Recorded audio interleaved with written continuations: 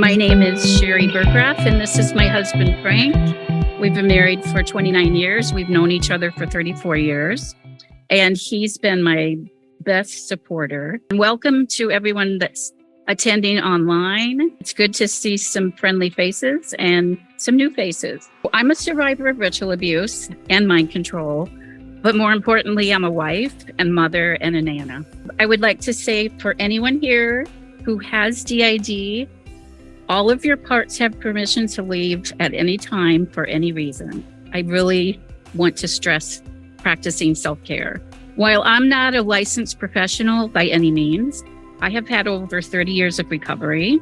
I've also done support groups, first of all, for survivors of sexual abuse, and then for the last 2 years, survivors of ritual abuse. My husband and I started a nonprofit organization in the 90s called Shout for Help, which stood for Survivors Helping Others Unite Together. And we even put together, just the two of us, a 3-day national conference in Des Moines, Iowa. So I think there was like 200 people that attended. So we know all the stuff that goes into planning. We had, like I said, amazing artwork from survivors. And that's when I knew about the sexual abuse. I did not know at that point about ritual abuse or mind control. As a disclaimer, what I'm going to share is what worked for me, and it may or may not work for you. We are each individuals with systems that are different, and our trauma is different. And the people that you might work with, if you are a professional person that helps others, what you help them with may be different than what I went through. Also, I'd like to say a trigger warning. While the focus of my presentation is to share hope, and how I went from a victim to survivor to learning how to thrive with DID, there is a potential to get triggered just because of the nature of ritual abuse. A big part of my recovery has been facing the truth and exposing what happened to me for what it really is. I refer to this type of extreme abuse as terrorism and kidnapping of the mind, body, and soul, and free will that violates a person's moral and spiritual convictions. It is modern-day slavery. It's illegal. But those in power who are being used by evil entities work diligently to keep themselves from being exposed. Sex trafficking alone is a multi-billion-dollar industry. My abuse included torture, and I won't go into any more detail. But I was forced to participate in satanic rituals and worship, and I was trained to be used for child pornography and sex trafficking at a very young age. But I want to share hope. As I worked through layers of repressed memories, horrible flashbacks, sadness, shame, anger, and lots of grieving, which I'm sure you can relate to, I have connected with my inner people. They are my heroes. And I'm sure if you have DID, you have some heroes in there too. They are the reason we survived. I want to share with you the things that I found that were the most helpful to get to where I'm at today. It's been a long journey. Now, usually it doesn't take people from the 90s till now, but the reason it did is because I took a break. I needed to raise my children. But now the flashbacks are less and the triggers are much more manageable. I can honestly say that I'm getting on the other side of the darkness that I was born into and totally enslaved to. I was diagnosed in the early 90s with DID, Dissociative Identity Disorder. Experts and professionals agree that DID is a response to extreme physical, emotional, sexual abuse that enables a child to survive and continue to function. For diagnosing and insurance purposes, DID is listed as a mental illness. My opinion is that our brain was created by God for survival, with the ability to split and fragment into marvelous different identities to protect us when no one else did. I believe that DID is more of a maladaptive behavioral response than a disorder or mental illness. I have come to look at DID dialectically, and if you've taken DBT, you know what I'm talking about, where two perceptions are true at the same time. DID is marvelously brilliant. It's a survival mechanism that saves a child by allowing them to escape overwhelming horror that a child is incapable of tolerating, and in the present interferes and affects daily life, sometimes with PTSD, triggers, anxiety, depression, and maladaptive behaviors. So we learn new ways to cope. It can lead to addictions, self-harm, and unfortunately for some, even suicide. I know that's very triggering. It was important for me to realize that even though I have DID, it didn't mean I was crazy. And it didn't mean I was mentally ill. And even though I've been into psych hospitals and in treatment, what was done to me was more crazy than what I was. Safety's been one of the most instrumental aspects of recovery for me. First, I'll talk about external safety. With ritual abuse and mind control, there is complete amnesia of the abuse or being involved in a group or a cult. Sometimes it's through the death of an abuser where we first start to feel safe. For me, it was when my dad died in 1984. His death was very, very difficult because of the circumstances surrounding it. There can be life events like getting married or having a baby that trigger memories to surface, or maybe having a child that's the age that you were when you were abused. For me, it was getting a divorce back in 1990. I lost my children for 2 years, my 3 lovely children. I did get them back when they became children in need of assistance. Or we make a choice to disconnect from abusers because when we visit them, there's very bad reactions and we really don't know why. Or maybe just something feels off around them. You maybe get into recovery for depression or anxiety. And so what happened with me is I didn't know the connection between my perpetrators and having a group that actually did things to me, or of sex trafficking. But because I disconnected from my family, from the divorce and the reaction there was around all of that, and because I lost my children, I left. And I made sure I had nothing to do with any of my family. And I had met Frank. When I lost my children, I felt like I lost me. And so here was this wonderful, safe person that showed me love for the first time. And I was able to feel safe. And so I started to remember. So I stopped having all contact with family, no phone calls, no mail, no visits. And because I was safe, I just was like, oh my gosh, no wonder. I started remembering, just things came flooding. But because of the safety I had, I remembered the sexual abuse. And then years later came the ritual abuse and mind control piece of it. I had a sister who said, well, we can have a relationship as long as you don't talk about any abuse. I tried that. I really couldn't make that compromise. It was like losing me to have a relationship with her. Internal safety. So as an adult, I created a safe place for all of my people. Whoever wanted to talk or play could. There were some that soothed the other ones. This increased cooperation and the co-consciousness. I let each new part know we're no longer being abused. I worked with them to stop his self-hatred, the negative comments. There's rules inside that no one can harm anyone else. By talking with them and identifying the lies that we were programmed to believe, we came to know what's true and best and safe for us internally. Having a support system is paramount. I literally would not be here today if it wasn't for my husband and my therapist. Discovering Mercy from Pennsylvania. I've been working with them for 5 years. They've been working with me. It's not the other way around. So abuse is done in isolation.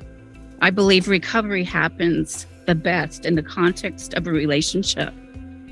And it's very hard to have a relationship because so much is damaged. But having the support, knowing that there's someone who understands, helps to integrate the internal and external realities and gain a sense of awareness and understanding, a sense of belonging that we all need, to know I wasn't different in a bad way, and to know I wasn't alone. It's just as important to give support to our inner people, not just from the outer people that we know.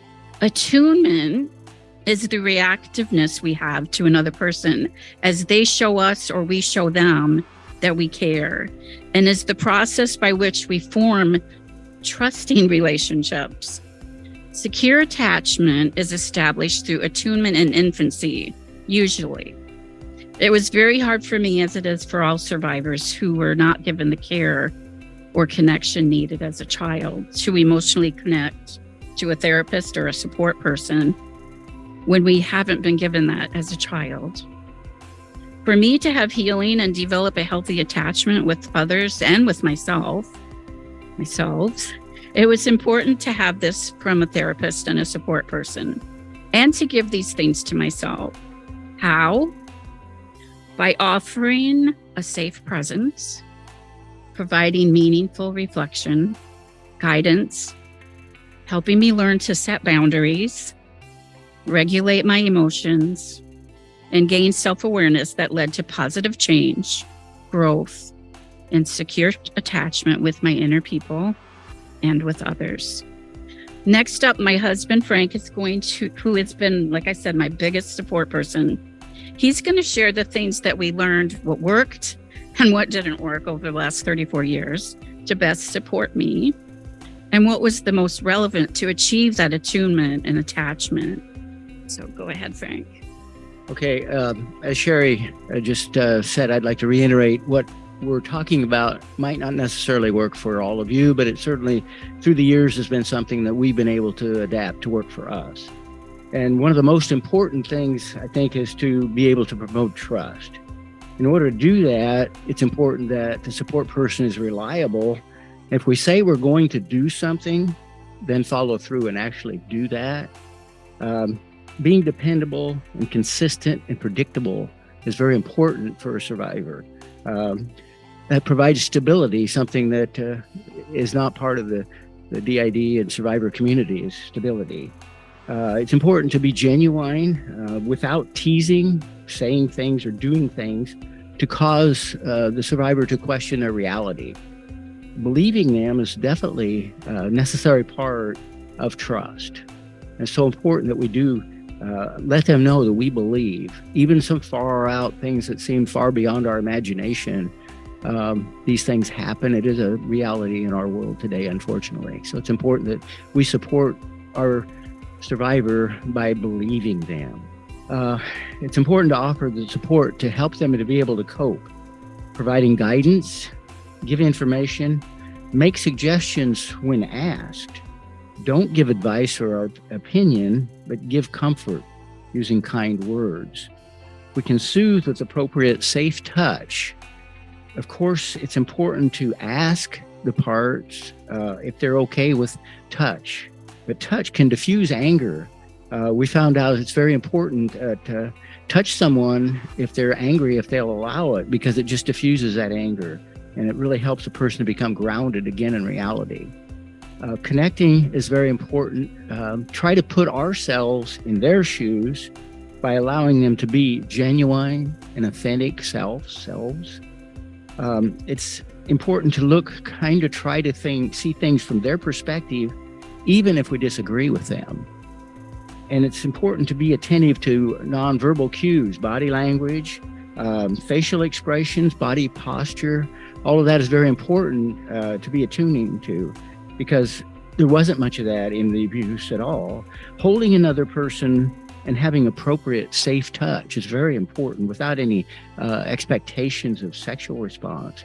But that also can change depending upon the part that's fronting. So it is important to communicate and ask if it's okay to touch or to hold or to ask permission when those things are happening. It's important to be receptive and be fully present when they're speaking to us. Nod, making eye contact, actively listening without trying to fix. And as men, that's something we try to do, is fix others. So that's a very hard thing for me. It was very hard early on, and I still struggle with that. But if we can reflect back and repeat back to them what we think that they said is very important, with a positive expression on our face, like smiling. It's very important. And to keep our personal feelings on the topic out of it while they are sharing. And we can either keep that for a later time, unless they ask for feedback at that present time. It's very important to be encouraging by being warm and friendly and affirm and validate their feelings and their experience. Wait for a break as we listen, then name what we think we heard and check it out to make sure that that's what they really said. Thank them for being brave enough to share. It takes a lot of courage. Tell them it's reasonable and normal to have these feelings from what they've experienced. Be very aware and possess our own emotions. And if we have to, talk to a therapist if it's necessary, so we can process our own emotions as being a support person. Being attentive, as I said, is very important. To turn toward the person, make eye contact, have a friendly posture, give them the time and space that's necessary to show the empathy that they need at that particular time. Allow them to express without getting defensive. It's very easy when anger is involved, coming from that part, to become defensive or taking it personal. And it's hard to not do that, but it's important that we do, to not express that back to them. Take a few moments to breathe and ground ourselves. Communication is so important for the support person. All of these things are to send a message. I am here with you. I'll turn it back to Sharri. Thanks, Frank. Now, looking at us, you might think, oh, they have it all together. I just want to assure you of that. There isn't such a thing as a perfect marriage or a perfect relationship, especially with this type of abuse. Acceptance from others and learning to love myself. I'll just say a little bit more about that. I carried so much self-hatred and really bad self-esteem issues, along with intense shame, which all of us can relate to that have had abuse. I felt bad and different somehow from others. As people, we all need to be acknowledged, to feel significant, to know that, to have acceptance from other people and from ourselves, and have our experience be validated. That was something that Frank had to learn. And we had some really rough stuff along the way, especially with angry parts. So accepting those parts of me and him learning to accept those parts of me and know what was even going on for years was very hard. But accepting the inner parts of me, especially since they'd been so dissociated from my awareness, was very tough to do, and it took a long time. So it's not an instant fix. It was helpful to get acceptance from others, but essentially they needed my acceptance the most. It's kind of like learning to be your own parent, learning to mother myself. When I met Frank, he was actually the first man that ever showed me love. And he would even ask me if he could hold my hand or if he could kiss me. It's because of him that I was able to start remembering my abuse and accepting the fact that maybe I was lovable, and accepting that a higher power or God loved me. That was even harder. The concept of anything good about me or about God. Sorry, I just switched. I knew that could happen. That's why I have this. And I'm sure those of you that have DID can relate. So the concept of anything good about me or God had been tainted. I especially had trouble with the Bible verse, love your neighbor as yourself. For me, it was love everyone else except myself, or instead of myself. I discovered that once I did love myself, I could love others more effectively. A couple years ago, I listened to Shauna Shapiro's TED Talk, The Power of Mindfulness, What You Practice Grows Stronger. She talked about having self-judgment and shame that said, I'm not good enough and I'm not okay. And I could really relate. Her mindfulness instructor challenged her to say, looking in the mirror every day, I love you, Shauna. And she said, go ahead and put your hand on your heart because that activates the oxytocin hormone, our feel-good hormone. And she couldn't even look in the mirror. She couldn't even say, I love you. So she said, good morning, Shauna. And then after a couple months, she could say, I love you. Well, I started doing that every morning before I even got out of bed. I said, I love you, Sharri. And I would hug myself. And then I started adding the names of the parts that were recently surfacing. And I would include their names. And it kind of reminded me, did any of you see the film this morning? Where at night, and she really did this, Holly actually would say thank you and to her parts at night. And then it was like having them sit on her lap. And it's kind of a form of acceptance. And pretty soon, I could honestly say that I accepted myself, all of me, all the parts of me. And I still feel shame, and I still have times where I have negative thinking, but I don't have that self-hatred anymore. And I can actually say that I love myself. I still have body issues, and that's another thing that's, I think it's going to be lifelong. Now we're going to try an exercise of acceptance. And this is something that you can try if you choose from this day forward. Not that we're getting married or anything like that, but go ahead and hug yourself and say the words, I love you, and fill in the blank with your name. We can try this together. I love you, Sharri. And then go ahead and add any of the names of your parts if you have DID or your inner child.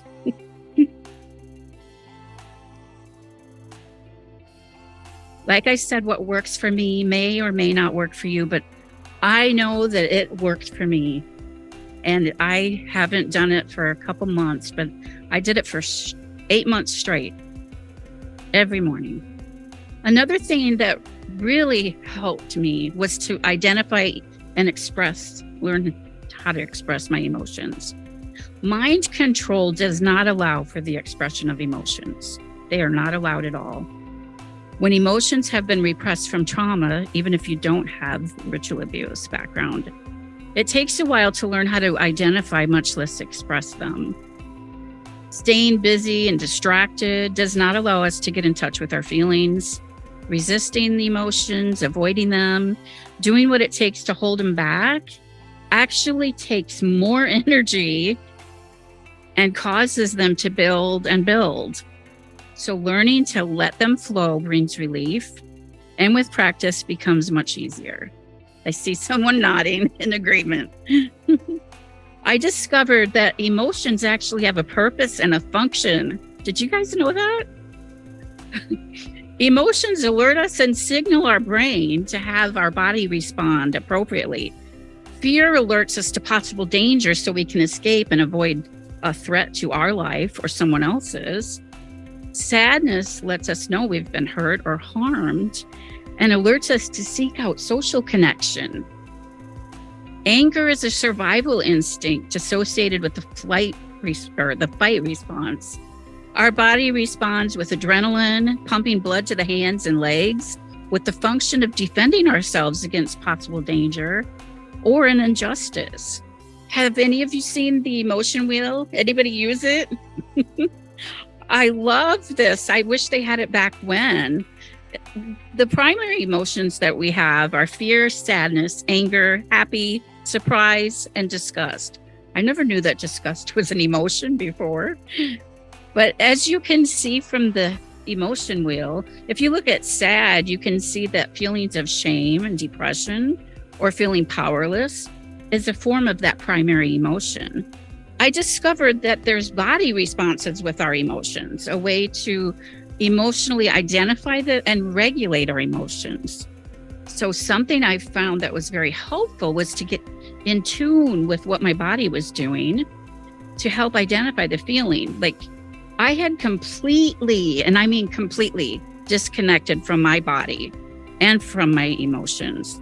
They were so numb, my emotions, that they started to thaw after my dad died. I couldn't stop crying. I just could not stop crying. And my family would even ask me, when are you going to stop crying? And just all of this stuff. And it was like, I found out it wasn't really okay to cry in my family. But the first time I went to a therapist, I would say to him, it hurts. And he started asking me questions. And I'm not laughing because it's funny. I can look back now and see how really like numbed out I was by this.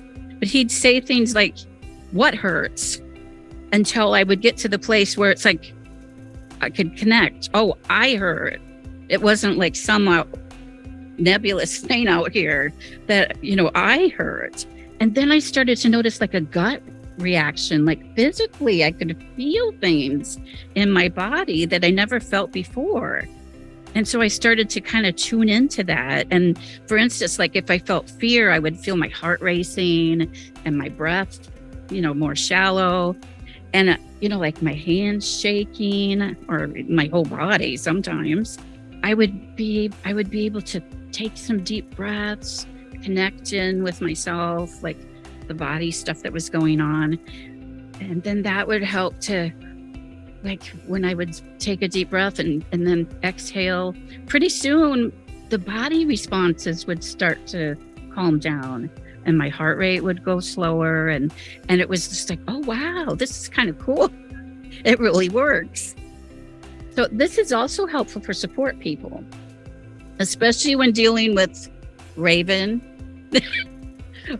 She's like, when she started coming out, it was just like, rawr. Sorry. It was like, he didn't know what to do. I didn't know what to do. And it was like, oh, thank God I knew some of this. When he would be able to check in with himself that, okay, underneath this fear that's coming up for him, what's underneath that? So then he could take some deep breaths, check in with himself, and then he could like respond lovingly to that part of me instead of like getting real defensive, which is what happened at first.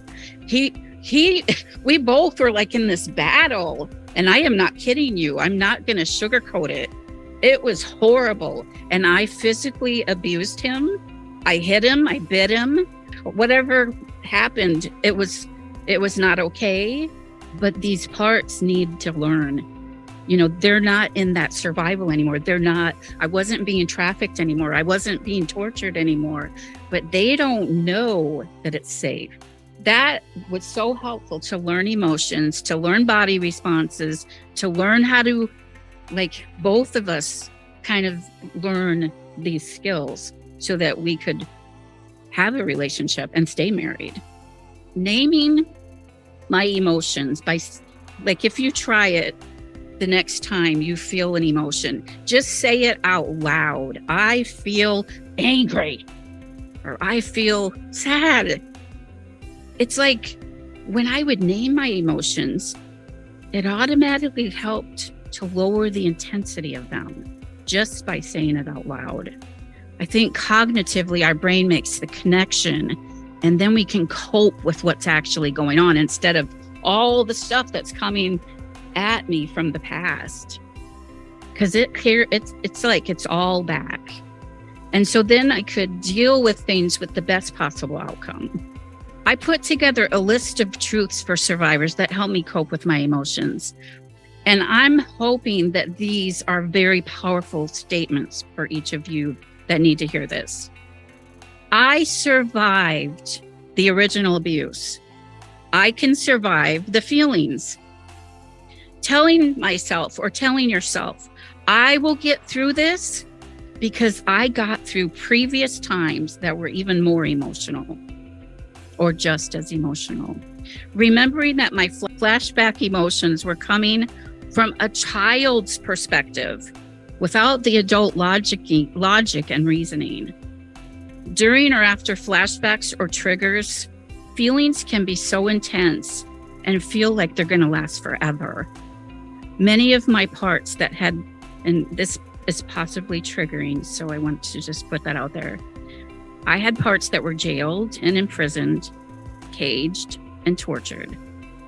And I just wanted to bring that up because those parts of us can feel like everything is going to last forever, because to them, it felt like it.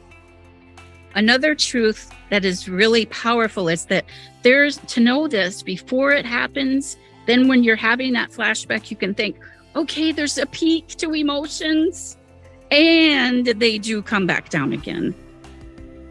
There is relief after feeling emotions, perhaps not right away. And there is an end to their intensity and to them. Another thing that really helped me, and I learned this in my DBT class, is emotions are like surfing in an ocean. It's like the best thing to do is just let them flow and surf and ride the waves, no matter how brutal the storm feels. Because then you can get on the beach and get out of the water. The fiercest storms ended up being the times I had the most growth and gained the most strength to continue my journey. The times I felt like I was breaking apart, it actually ended up being my biggest breakthroughs. I had repressed most of my emotions, but especially anger. It was the emotion that many people like me bury, or that's the only emotion they feel. For me, it was the toughest emotion because I was afraid of anger. I was afraid of anyone that got angry. I was afraid that I was going to go out of control if I felt it. So I spent years being passive aggressive, telling people, oh, I'm fine.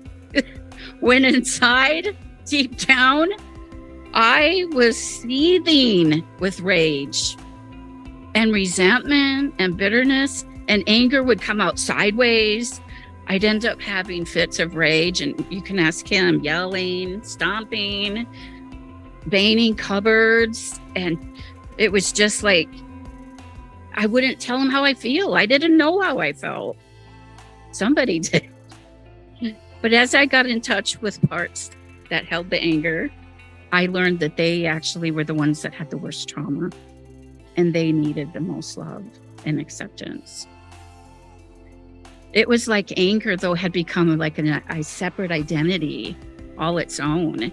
And after years of running from it and avoiding it, I finally made friends with him. I call him him, and embraced this God-given emotion.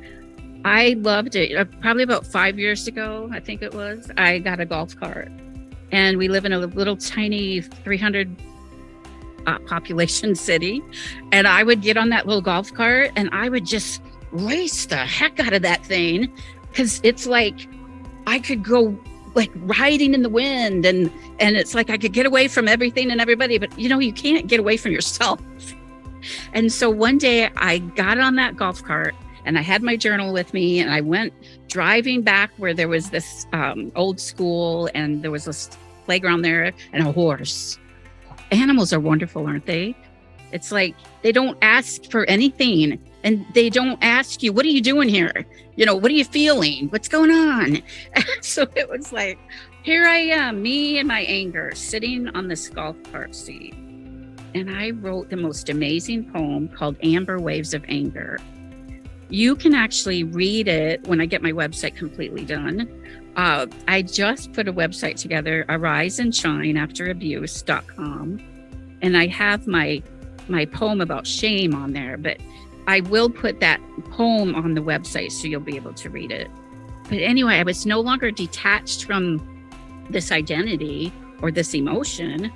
And that anger, I am not kidding, has become the biggest ally that I've had, the biggest advocate, not only for myself, but for others. And it's helped me to speak out. It's helped me to not be afraid.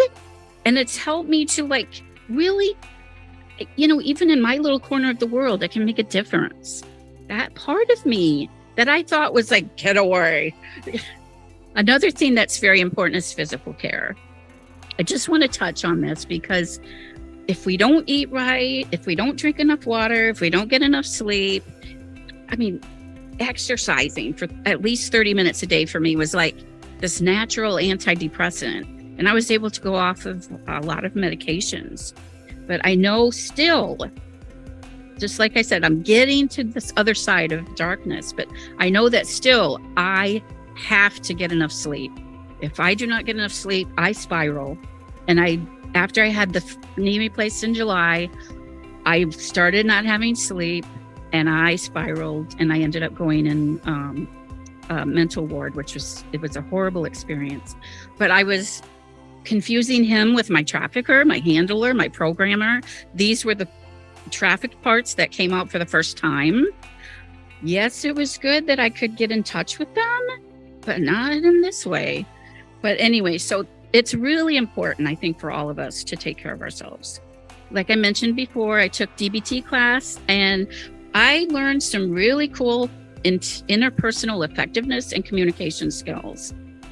And I learned to ask for what I needed and be direct instead of expecting the other person to read my mind or just give them hints. And being able to say no without making up any excuses or having to explain too much. Did you know that no is a complete sentence? Just no. No. And also, I learned to say yes instead of having that auto-conditioned no response. Like if somebody was going to ask me something, I'd just say no. Or I'd just say yes. Taking time to think about it. So another thing I learned that's really helpful with support people, instead of saying you, making I statements.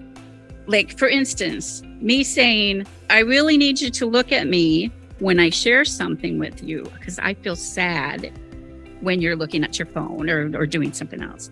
This works much better than saying, you're always looking at your phone when I'm trying to talk to you.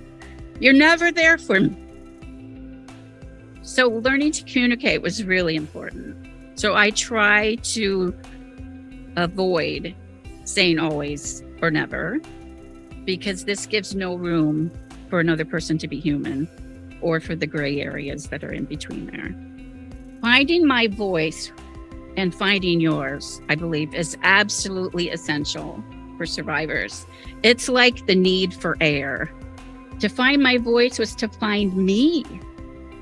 Identifying my own voice and differentiating between the conditioned voice in my head and listening to my inner people who wanted and needed to be acknowledged and seen and heard, hearing them and what they needed, what they knew, no matter how outrageous it sounded, facilitated some integration and wholeness. I'm not fully integrated, no.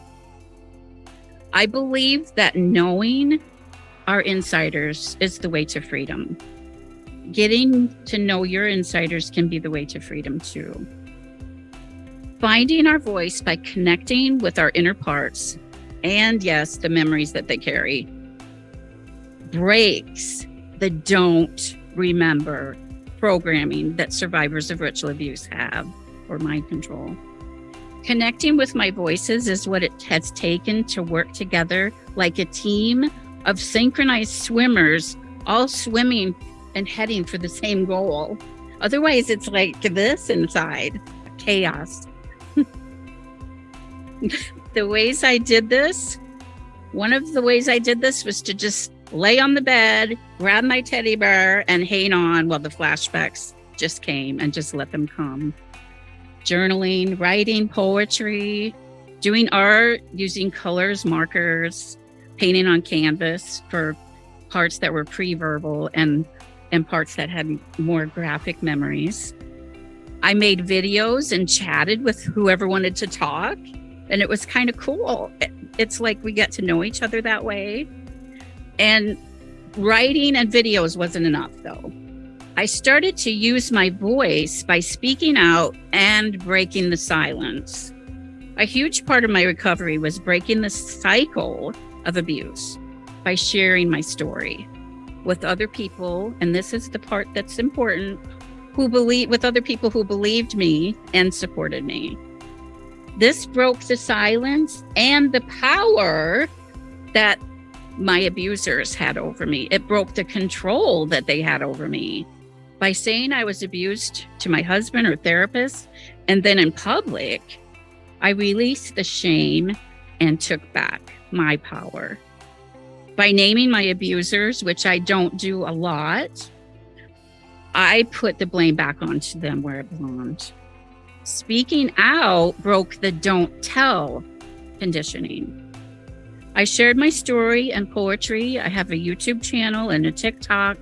I shared poetry at ritual abuse and mind control events and open mic nights. I got pretty brave with people that didn't know about ritual abuse. And it's scary to tell others because there's a risk that you're going to be judged or blamed. And it's sometimes dangerous because when you're in contact with people from your past, they can re-access and reprogram you. So not being believed or being silenced is a couple of negative responses and can be devastating and re-traumatizing. Survivors often suffer in silence.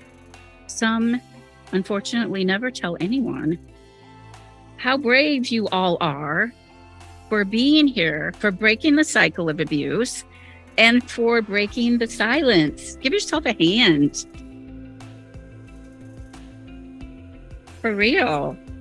Finding my voice in community with other survivors.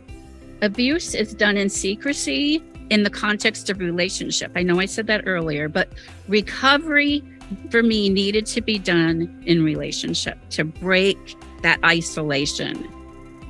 And research has proven that recovery done in conjunction with a community of survivors hastens the recovery versus individual therapy alone.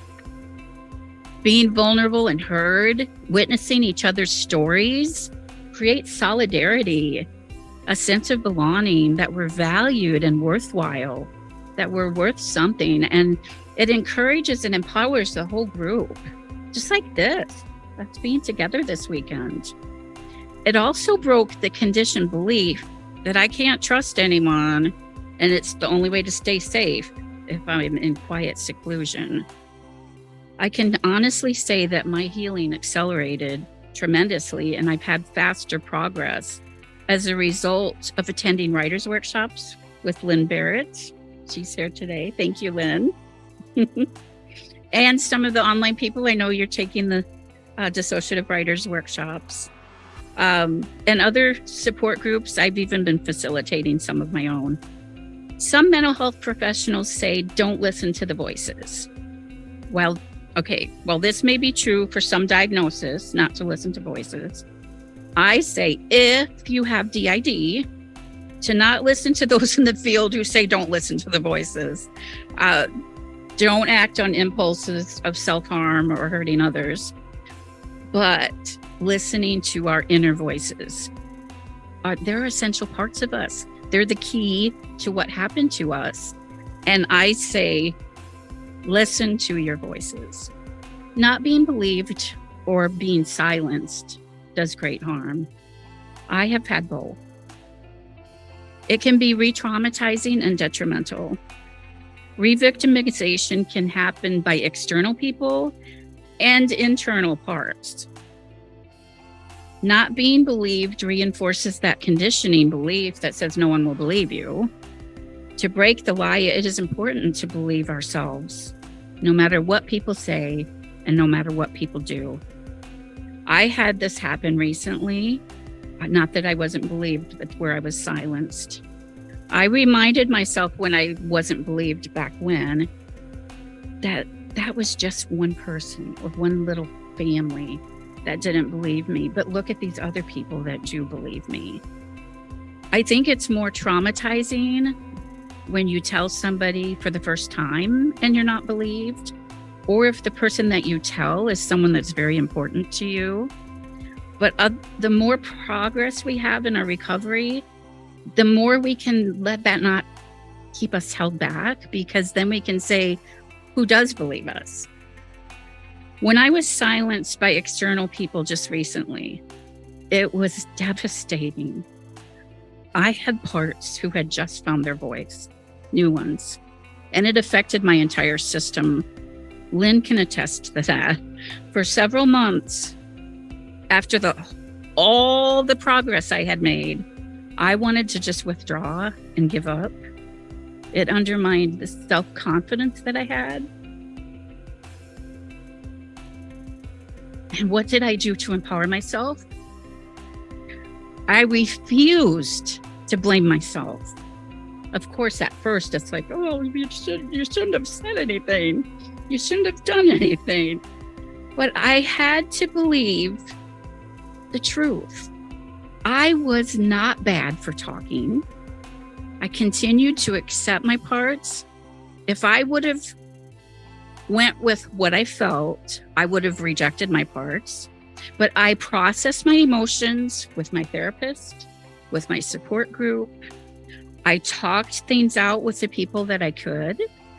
And the most important thing was not to lose my voice, to just continue to believe myself, to not lose me, until I gained a stronger sense of self and I became more confident.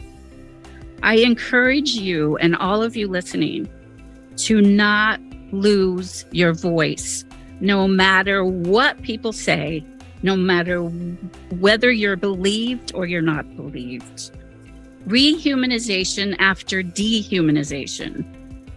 Ritual abuse and mind control is a crime against humanity, with strategically carried out methods of dehumanization, causing a person to feel less than human.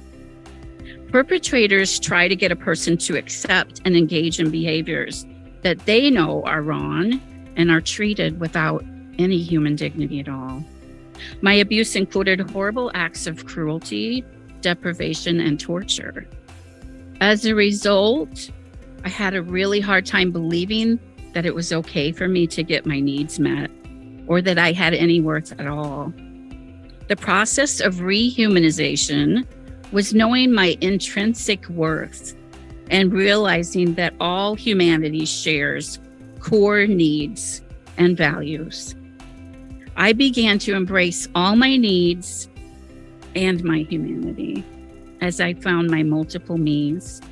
I learned that it's okay to be human, and I treat my parts with human decency, empathy, and dignity.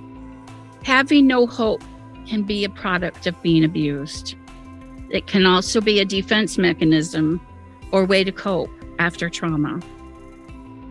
If you think about this child's perspective and way of survival, it's like if that person has no hope, then you have no expectation, with the idea of not being disappointed when things don't turn out the way that we want them to. I'm going to talk about the importance of hope. Hope played a significant role in my healing journey. What is hope? Hope is a feeling of expectation and a desire for something good to happen, a belief in something bigger than ourselves at work that keeps you going when things get so hard you don't know how or if you are going to get through the pain, and you don't have the will to live or the strength you need to continue on the long road to recovery and to do the hard work it takes to not give up. If you can hold on to hope, even in the darkest of times and the toughest storms, I found out you can get through anything. I'd like to share the different levels of hope that helped me to get to this point. The first level of hope was finding that I was not alone. By reading information and statistics, that's a hard word to say, about ritual abuse and mind control, it was easier, not to say it's easy to realize that you've been sexually abused and that there's other people, but for some reason with ritual abuse, it's so hidden that it was like, oh my gosh, I'm not the only one. And so I would look at books and on the internet, and I found out this stuff really happens. And I was not the only one this happened to. And I wasn't the only survivor out there, and I wasn't just making it up. The second level of hope was to meet other survivors that had been ritually abused. And I met some for decades, like I said, that had been sexually abused. But I again began meeting other survivors of ritual abuse and mind control all over the world through YouTube and social media. And then I had gotten help from Discovering Mercy. And I met the people that had had intensives through them at a retreat. And in person, just like this, I was able to have more hope because I felt there's even more light at the end of the tunnel because there's all these people out there that had the same kind of abuse. And the next level of hope was meeting another survivor who was, this was like the pinnacle of hope. When I typed in Discovering Mercy, and then I found out that that person who had been helping others for 20 years and was now helping me, that she had gotten on the other side of this stuff. And she was much more whole and more functioning than I was. It was like, if she can do it, I can do it. And if I can do it, then so can you. And the hope just snowballs as we become the hope for others. Next level of hope was hearing about other survivors who were speaking out in public. And I listened to videos and podcasts, and I read books, and they were getting to be well known. And here's the kicker: they were still alive. People like Kathy O'Brien, Bryce Taylor, Wendy Hoffman, and those that worked with survivors like Allison Miller. The next level of hope was me speaking out by making videos and sharing my story, raising awareness, and exposing this type of abuse on YouTube and TikTok. It escalated the hope that I had because now I was living proof that I could break the conditioning that was meant to silence me and keep my abusers from being exposed, and no one harmed me. That was the thing. I am determined to speak out, to give hope to others. It gives me hope, it gives you hope, and it gives my life purpose. Okay, at this point, I want to put another trigger warning here. This level of hope is very hard for some of my parts to talk about. I will mention the trigger words just so that you're aware of it. Satan, rituals, and my spirituality. My abuse included perpetrators posing as Jesus. I won't say what they did. Twisting Bible verses to terrorize and harm me, and maybe you've had this too. Creating illusions and scenarios, being involved and being demanded to have allegiance to the evil I was forced to serve, and then being punished and shamed for the very things I was made to participate in. Talk about twisted. Terrorized, twisted thoughts were done to try to destroy the concept of a loving God. And terrorize, I'm not talking just about fear, terrorize me into thinking I could never trust anyone but them. I was unable to have my own thoughts, trust my own mind or my own decisions, to believe that I was as bad and evil as the group, and the entity that had power over me, that I had to be afraid of God. And I know how hard this is because I've had to work through it with a lot of my parts, especially Jesus. That I belonged to Satan, the abusers in the group. That God could never love me, would punish me, and would not forgive me. I wanted to say that before I tell you about the next level of hope, my spirituality, and finding freedom by having my own beliefs. I gained freedom and hope when I learned the details from my parts of me, from my identities. It made sense why some parts were so terrified of God and so afraid of Jesus. No wonder they couldn't trust anything more powerful than Satan.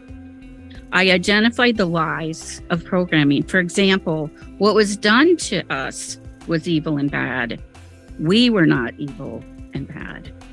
I realized all of my choices and free will had been taken away, and I was not guilty for what compliant parts were doing out of my conscious awareness. And if you've had ritual abuse and mind control, you are not guilty for any of that either. And I really want you, all of your parts, to hear me. Then I was able to forgive myself, all of me. And then because of Jesus, some of my parts were able to forgive my abusers and let go of anger and bitterness. Distorted truths to alter spiritual reality. I was able to identify that the people that abused me, and I just have to say this, our parts are so amazing. They helped me to learn that the people that abused me were enemies of God and everything that's good. They went to extremes to distort spiritual realities, to try to destroy my identity, my hope, my purpose, my ability to have healing, and to choose for myself to accept Jesus so I could have a relationship with God. I asked myself, why? Why? Why did they go to such great lengths to force me, to convince me of their beliefs, if indeed they were even true at all? I realized that's why it's called mind control. I just want to say right now that I empathize with the emotions that are coming up. And I just want to say, I have such compassion for anyone that has been through this. And I know how hard it is. That's why I share hope. Finding the truth. I was able to discover that everything my abusers did was the opposite of the truth. They called good bad and evil good. God did love me. Jesus does forgive. Some of my parts found comfort and peace and hope for today, and some of them have also found hope for eternity. I learned the Bible verse about Jesus wanting to heal the brokenhearted and set the captives free. Some of me realized that was for me, all of which was stolen from me. As I reclaimed my parts, I was able to reject my abusers' lies, their deities, and the power and authority they had over me. My cult loyal parts, who had the most spiritual damage, were able to choose to be loyal to themselves, to me first. That had to happen. And some of them have made the decision to no longer have their original function. And some of them have been able to choose to have a relationship with God instead of a religion. A connection by choice, not a condemned, conditioned command. Some of me is still struggling with my my spirituality. Yeah, my personalities too. It's a process. The power of mind control. Mind control takes away your choices, bypasses your free will, demands blind obedience without any thought of your own needs or well-being, and requires complete submission for the benefit of the abuser and group. It's very effective, causes amnesic walls between parts, causes purposeful chaos, confusion, and conflict between identities. Those things were done on purpose by perpetrators. And because of this, it is all unconsciously followed without a person's knowledge. I want to say this, though, as powerful and complicated as it is, it does break down and is able to be dismantled and diffused. That is the hope that each of us have. Okay, my steps to recovery has been like this. The first step was conditioned slavery with complete dissociation, having no choices. And identities are just unconsciously obeying. We don't even know it. The second step is dismantling conditioning to having more choice. And I want to share this part with you because it's really, I think it'll be really helpful, and it really helped me. I had identities who told me what the conditioning was, and then they were so smart, we would consciously do something safer to defy the programming and diffuse the power it had. For example, calling a safe support person instead of a person I was supposed to report to. That part was supposed to report to. So the desperate urge was still there. I had little control over the impulse to have to follow the conditioning, but I had more consciousness and a better result. And then the next step was freedom from being in bondage to having full choice. I'm still working on that, but identities are co-conscious of each other and the programming, and we're no longer having the conditioned urge. And the next step is the goal of having no effects of programming, because I still have the effects of that. I'm going to share the steps I took to associate the programmed memory, diffusing. Conditioning is not in our conscious awareness until we associate the memory of being programmed or some aspect of it. My parts remembered specifics and revealed to me the lie, the belief that was under there. And the amnesia began to lift. And the programming automatically started to break down. And I could have my choices, and my behavior started to change. When I began to be able to identify the difference between my thoughts and conditioned thoughts, I want to just share the difference that I identified. Conditioned thoughts feel urgent, like a have to or a life or death situation, and driven by fear and like an ultimatum of something horrible going to happen if I don't do this or that. And I discovered there's always a threat. For example, like a fear that something horrible is going to happen to somebody I love if I remember.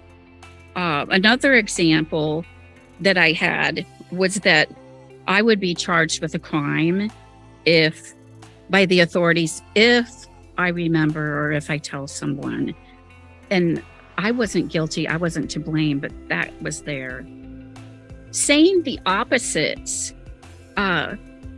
since the conditioning was always a lie for me, I would flip the programming on its head. For example, there is a way out of this conditioned loop. If it starts, you can say that and it ends. I'm doing what it takes to get away from my abusers and escape. I don't belong to them. They are unable to see everything I do or hear everything I say. They aren't the only ones who love me. Another one, I'll quickly go through these. I remembered my abuse and no harm happened to me or the people I loved. I told someone about my abuse and nothing bad happened. And I can think for myself and I can be myself, not what I was conditioned to be. I started to ask myself questions like, is this my thought or a conditioned thought? And who would benefit from this belief? If it wasn't me, I knew it was conditioning. I would make statements like, oh, that's conditioning. I don't have to follow what they say anymore. Doing this would only benefit my abusers or keep them from being exposed. Then I could make choices that would be best for me and benefit me. I just kept choosing over and over again myself. This is a really big truth about programming. I discovered that the cult had the potential of being dangerous and could follow through on some things, but they were not all-knowing or all-powerful as they wanted me to believe. The more I did, the more I spoke out, the more I gained myself, the less power the abusers and the conditioning had over me, and the less likely I would be reaccessed or reprogrammed. I found out that people who do mind control purposefully target children at the second developmental stage before they've matured with the ability to reason or to think logically about the future. So they're going to be just automatically doing conditioned commands. Up till the age of 7. During flashbacks, the adult in me could now logically think all of this through, and then I could believe and see what actually was true. I call these the mind Fs, picking out the fallacies. I was able to pick out the lies and go into the memory, like I said, and events were staged to make me believe what they wanted me to believe. Now, this is a memory that actually helped me to process one of these mind Fs through, but I condensed it so that hopefully it won't be as triggering as what I went through. For example, I'm looking at another person that's being harmed and being told it's me, and I'm seeing them with my own eyes. Even though I believed it was me as I processed this memory, then I knew it wasn't me, because you can't look at yourself with your own eyes. There were many conditioned scenarios like that to dismantle. And so then my brain was making new neural pathways with my thoughts instead of conditioned ways of thinking.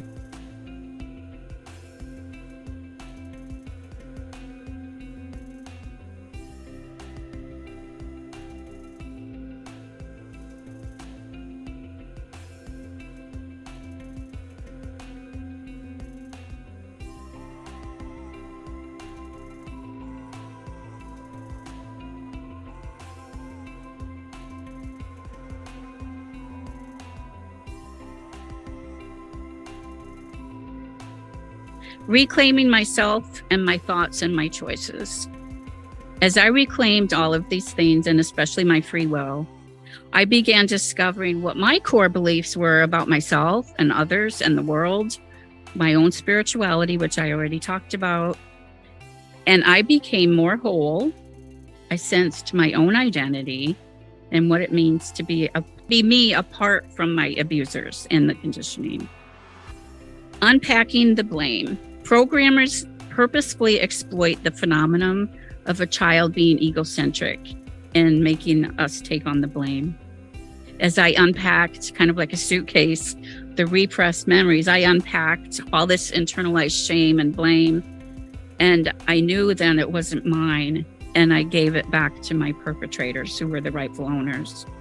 I grieved the many losses of my stolen childhood, my innocence and identity, the life that I had lived totally enslaved, and I embraced my own shattered identity and found my autonomy and individuality apart from my abusers.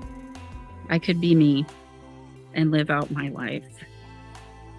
Unpacking the guilt I carried. This is a very powerful truth. I came to know without a doubt that the multiple crimes that were done to me and many others, like some of you in this room, by these evil organized groups would warrant these abusers to spend a life sentence in a federal prison if they were prosecuted. They are guilty. I and any one of you that have had this type of abuse and other types of abuse are innocent of the crimes that were done to me and to you. The only reason these abusers of mine and yours weren't prosecuted is because of what groups like this do to keep from being exposed. I'm going to just share a writing exercise that you can do on your own. Okay, I'm just going to briefly say this, that if you're already doing writing, maybe this is something you're already doing, but writing to our parts, telling them we accept them and love them, telling them they can trust us, telling them that it's safe now, acknowledging them, thanking them, telling them how brave they are. These are all things that we can do to connect with our voice and connect with our parts. I encourage you to do this on your own. One of the things I wanted to share with you is that sometimes in an effort to keep from feeling pain, and we don't mean to do this, we do turn those parts away. I'm guilty of it. And some of them, especially the ones that have had the worst trauma, I think, especially with ritual abuse and mind control, I'm not saying that abuse is worse than other abuses, but what I'm saying is the pain and the horror of all of that we repress or try to push away can leave those parts feeling so lonely and so isolated and silenced. In our effort to not feel the pain, if we don't hear them, they will continue to feel this way. And I'm not saying that as a guilt trip or anything like that, but I encourage you to find what works for you to connect with your parts. And some people write with their non-dominant hand. Some people, my go-to is typing and then using a pen. On paper, you can see the different handwriting and connect with, okay, this part's this handwriting, this part's this handwriting. So I encourage you to do that. And the prompt that we are going to do on your own is, if you will hear me, this is what I want to say. And if you get stuck when you write that, you can say something like, what I really want to say is, and then just let it flow. In conclusion, before we go to our questions and answers, I would like to say, thank you, first of all, for being here. All humans struggle with or without DID. It's our human condition, and no one is exempt. No matter where we are on this journey called recovery, we can reclaim our power, heal from our abuse, break the chains of conditioning, gain freedom, and learn to live wholeheartedly. I don't feel any of us have to be integrated or have arrived, if that's even possible, to offer help and hope to others. Our experiences and positives are still valid and worthwhile. We can share our story and hope with others, knowing that we will have times where we still don't have it all together. We are perfectly imperfect. I believe that as human beings and survivors, we are resilient and we have what it takes to learn how to start thriving with DID and find our identity not in our past or our diagnosis, but by our own individuality as human beings created by God.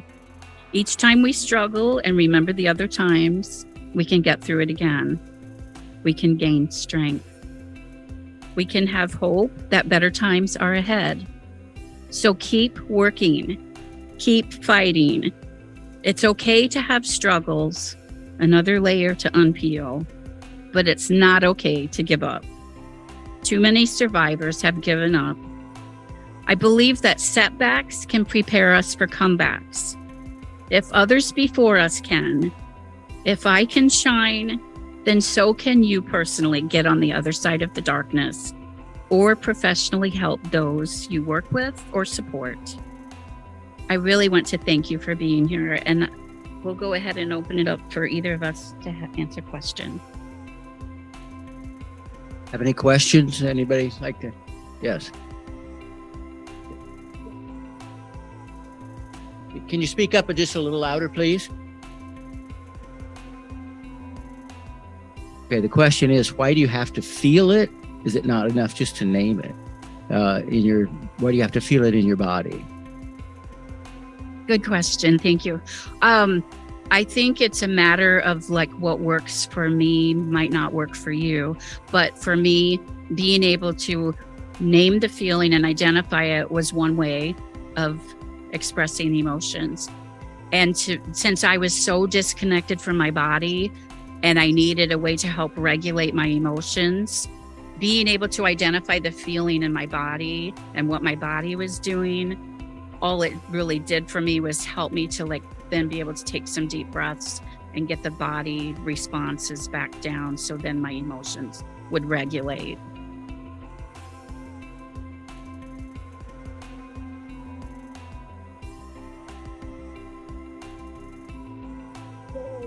Okay, this particular person said she was never able to connect to her emotions physically. And in this session, she identified 4 different body responses. So keep on, that's great progress.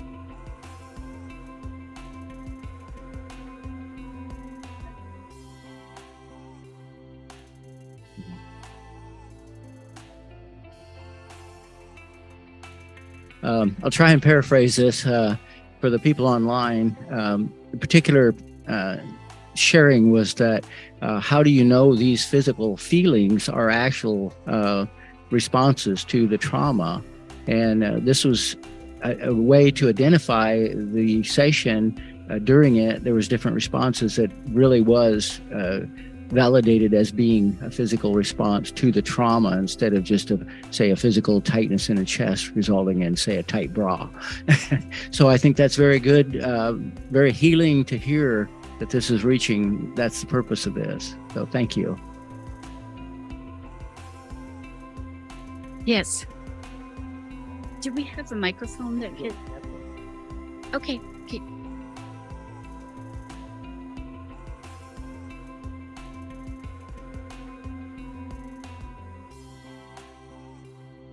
Oh, I don't know if I can. Okay, I'm trying to repeat this, but it was very emotional. We had a participant that said that this session was very powerful, very meaningful, very healing. And that was the purpose of it. And so, okay. All right. It was Dr. Adrienne Fletcher that made that comment, and she personally says this was a very powerful session that gave her hope that she had not had in her healing to this point. So I think that, and she felt heard and validated for the first time. And that's the purpose of being here. Sharri is very emotional right now, so I'm doing the talking, but I'm very proud of her for the years that she's put in, the hard work that she's put forth, and it has been a journey. She alluded to the fact after her surgery, there were some difficult times, and there was. I say part of it was because of the response to anesthesia. It brought forth repressed memories, and it was a very difficult time in our marriage. And I'm so thankful we got through it, but I was not giving up. No matter threats of divorce or anything, I was not giving up.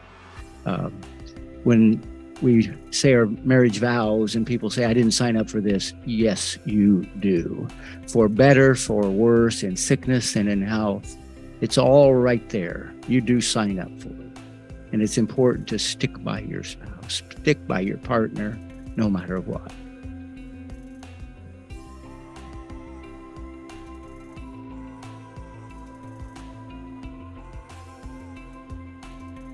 There was a couple people in the audience that have overwhelmed me with what they've said. Dr. Adrienne Fletcher is one of them, and another person that wanted to clap for me. And I'm very humbled, and I just want to say thank you. I don't always feel brave, depending on what part of me is out, of course. We have 5 minutes for another question. Is there any?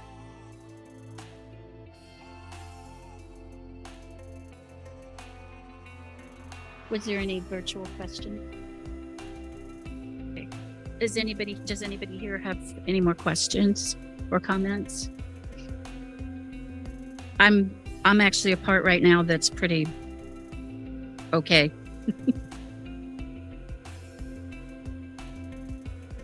Sure.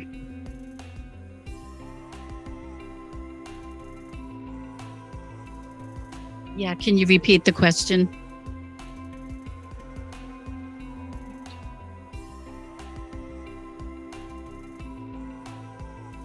Do you want to repeat it? I'll try and condense it.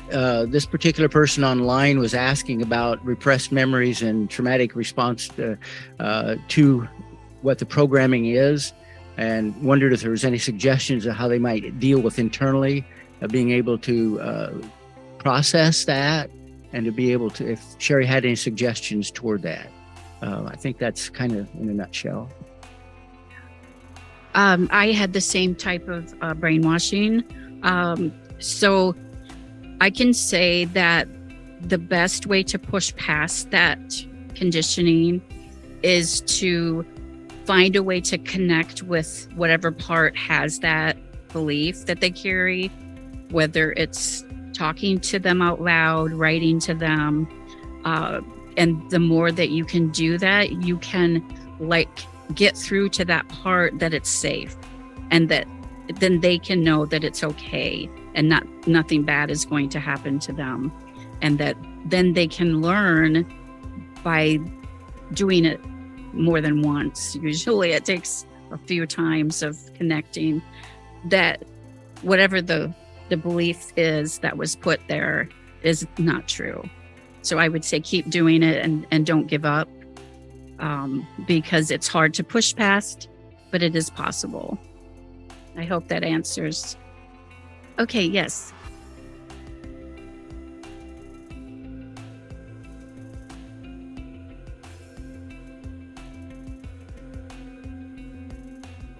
You want to repeat it? Okay, the question was, when there's extreme body pain associated with the memories, how was Sharri able to navigate through those times of extreme body pain? And if she'd had similar experiences, I'll let her answer that. I call them body memories. Sometimes it can be just physical manifestations because of stress, but a lot of times it can be from actual things that our body remembers that happen to us. And so it's very difficult, especially if you're scared. Like you can start to think something's physically wrong with you and go to all these doctors, which I've done that. But anyway, I've had whip marks appear. I've had burns appear. I've had where there was things that were done that then I was able to connect that body part of me to a memory. And after working through the memory, or connecting with the part that carries it, then those physical things usually subside. Sometimes it's quick for me. Sometimes it's been even weeks, and sometimes months, depending on what it is and how fast I processed it. Sometimes it would be really quick, there it is and then gone. So I just encourage you to keep connecting and working through it. Okay, we have one more question, and I think we're probably out of time. Go ahead. Yes.